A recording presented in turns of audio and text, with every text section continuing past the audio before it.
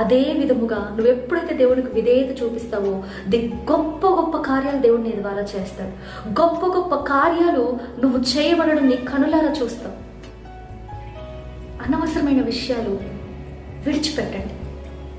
నేను ప్రయత్నిస్తున్నానండి, విడిచిపెట్టలేకపోతున్నాను. ప్రయత్నం కాదండి, అసహ్యించుకోవాలి. నువ్వు ఇష్టపడేది ఏది కూడా నువ్వు విడిచిపెట్టలేవు. నువ్వు దేనినైతే అసహ్యించుకుంటావో దానినే నువ్వు విడిచిపెట్టగలుగుతావు.